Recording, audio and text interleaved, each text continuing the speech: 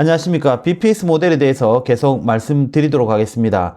지금까지 우리는 휴머리스틱 버전하고 코세이션 버전에 대해서 말씀을 드렸고, 지금 현재 이 휴머리스틱 버전과 코세이션 버전의 장점을 더 부각시키고 단점을 보완한 현재 가장 전략적으로 유용하다고 제시되고 있는 인액티브 BPS 모델에 대해서 알아보도록 하겠습니다. 인액티브 BPS 모델은 단순히 환자를 고장난 시계처럼 보지 않고 그 사람이 지금 처한 환경, 그 안에서의 상호작용, 그리고 의미, 정체성, 감정까지도 통증을 구성하는 요소로 본다는 개념입니다. 환자가 가지고 있는 질환은 단순히 손상된 조직에서 기인된 것이 아니다 라고 생각을 하고, 그 환자의 삶의 전체적인 맥락에서 나오는 복합적인 경험이라고 생각하는 것입니다. 인액티브 BPS 모델은 이러한 개념을 성취하기 위해서 두 가지를 강조하고 있습니다. 첫 번째가 어포던스입니다. 즉 행동 가능성을 말하는 것입니다. 예를 들어서 어떤 환자한테 계단을 보고 계단 한번 올라가 보세요 라고 이야기를 한다면 환자는 저 계단을 내가 올라갈 수 있을까? 라고 환자들 개개인마다 다양한 생각과 행동, 판단을 할 것입니다. 이것을 우리는 환자의 행동 어포던스라고 할 수 있습니다. 환자의 삶 속에서 개인적인 경험적 측정이라고 말하는 것입니다. 여기서 말하는 어포던스는 좀 우리가 살림살이가 좀 나아지셨습니까? 하는 어떤 넉넉함 이런 걸 이야기하는 겁니다. 그래서 환자가 어떤 환경을 봤을 때 내가 저것을 할 수 있을까라는 자기 능력에 대한 넉넉함을 이야기하는 것입니다. 그러니까 이 환자의 기억 속에서 내가 해본 것은 자기가 넉넉하다고 생각하고 한 번도 해보지 않은, 비록 자기 신체적으로 충분히 해낼 수 있는 것이지만 한 번도 해본 적이 없는 것, 그런 것들은 내가 할 수 없다고 생각하는 환자의 기억 속에서 나오는 그러한 능력에 대한 넉넉함을 이야기하는 것입니다. 어떤 환경에서 특정 개인이 자신의 관심과 능력에 따라서 가능하다, 그렇지 않다라고 인식하는 것, 그리고 의미 있는 행동 가능성에 대해서 접근을 하는 것입니다. 그러니까 인액티브 BPS 접근에서 어포던스를 단순히 환경 속 물리적인 단서, 즉 계단의 개수라든지 높이로 환자의 동작을 평가하려고 하는 것이 아니라 그 사람의 감각과 경험, 맥락에 따라 달라지는 환자의 실천 가능성, 실천 여부 이런 것들을 파악할 수 있는 것을 우리는 어포던스를 파악한다 라고 이야기하는 것입니다.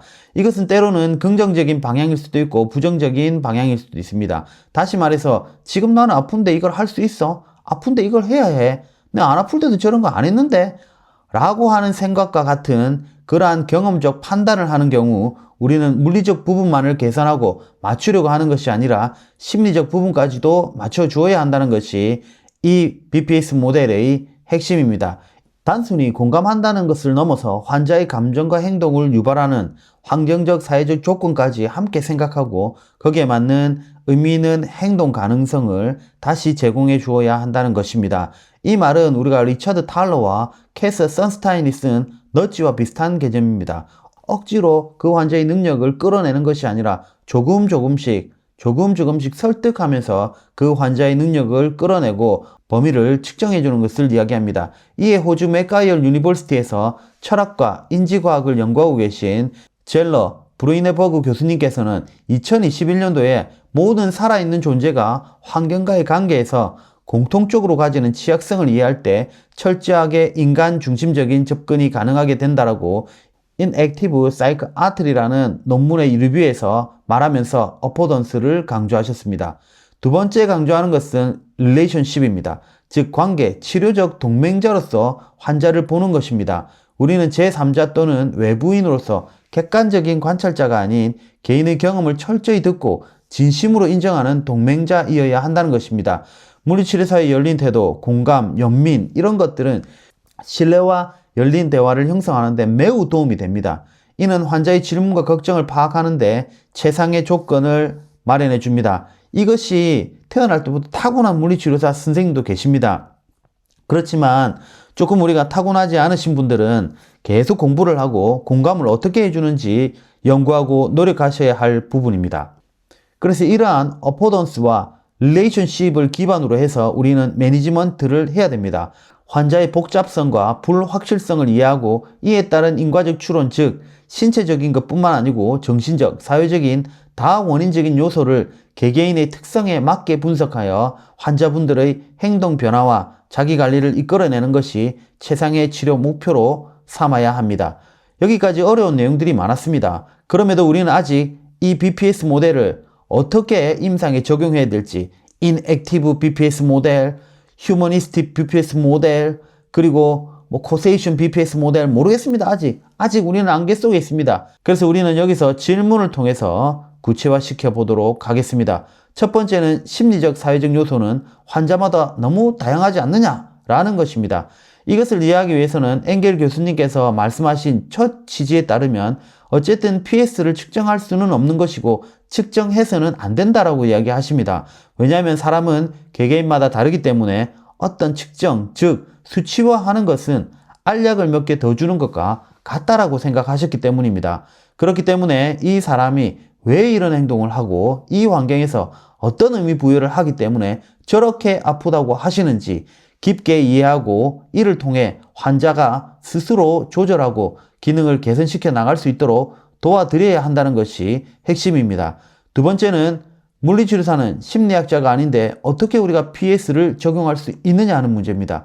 우리는 학교에서 심리학을 배운 것도 아니고 다들 오은영 박사님처럼 누구의 행동을 보고 직관적으로 심리를 파악하고 더군다나 우리가 중재할 수 있는 역량을 함양하고 있지 않습니다. 여기서 우리는 직감을 발휘할 수 없다는 것입니다. 왜냐하면 우리는 심리학적 전문가가 아니기 때문입니다.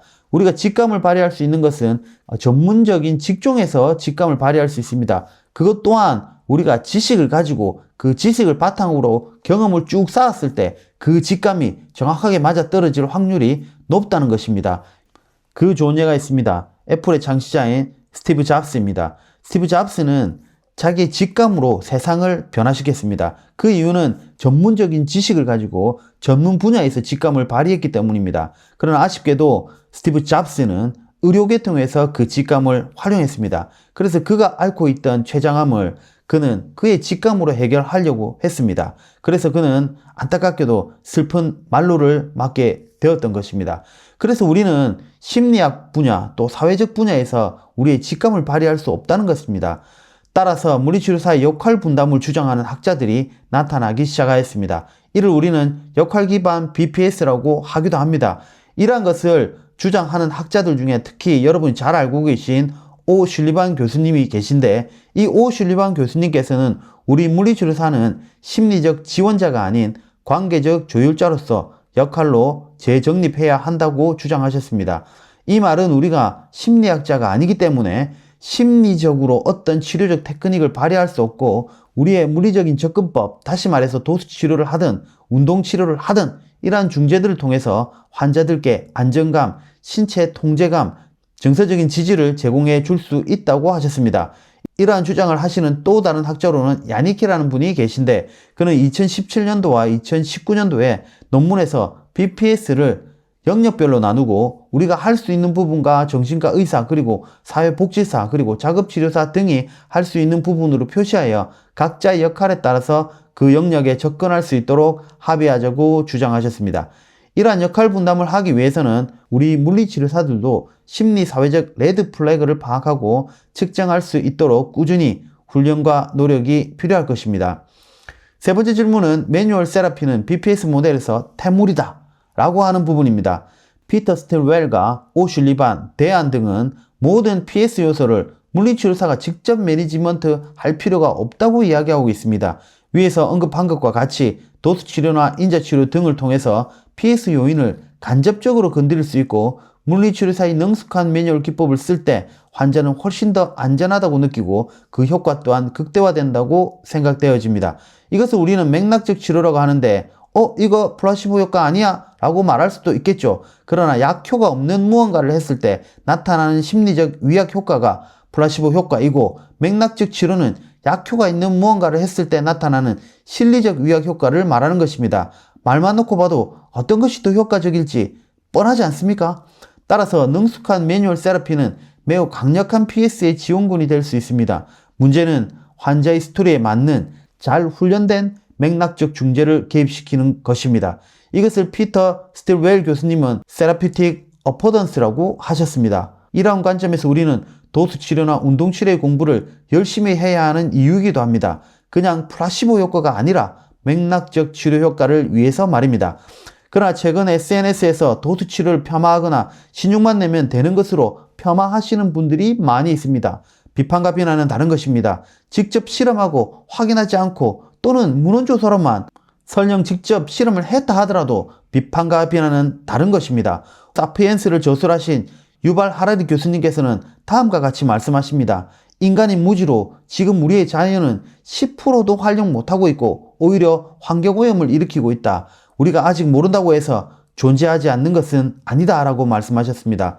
네 번째 질문은 알고 보면 BPS 모델은 기존에 우리가 하고 있던 거 아니야? 라는 것입니다. 과거에도 치료사는 환자의 불안을 다독이거나 가족 환경 그리고 경제적 환경을 고려해서 치료 계획을 조정하였습니다. 그리고 많은 설명을 통해서 환자의 두려움을 줄여주었습니다. PS를 무시했다기보다는 그것을 구조적으로 담아낸 이론적 틀이 부족했을 뿐입니다. 기존 임상에서 해오던 것을 BPS라는 틀로 구조화하고 이론적 정당성을 부여해주고 보다 더 잘 우리가 인지하자는 것입니다. 이러한 의견을 제시하는 분이 하워드 브로디와 에스테인과 보렐, 카리오 등과 같은 학자들이 있습니다. 이 말은 우리가 잘 알고 있는 훌륭한 물리치료사 선생님들께서는 기존의 BPS를 가지고 있으며 이를 체계화하기 위해서 기존 방식에서 환자와의 관계를 더욱 돈독히 하고 맥락을 어느 정도 잘 파악하고 환자의 몸에 대한 지식을 더욱더 갖추고 맥락적 치료 역량을 체득하고 계십니다. 이것이 바로 BPS 모델을 완성하는 길입니다. 여러분, BPS 모델도 진실이나 진리가 아닙니다. 해외 저명한 학자들도 실용성에 대한 회의를 가지고 있으며 BPS의 존재나 치료 효과에 대한 연구도 아직 미비한 실정입니다. 단지 BPS 모델은 너무나 잘 설계된 의미있고 가치 있는 치료적 접근법, 즉 치료적 전략 중 하나입니다. BPS의 진정한 목적은 환자를 기계가 아닌 한 인간으로 보자는 것이 큰 가치가 아닐까 생각하면서 이번 강의를 마치겠습니다. 감사합니다.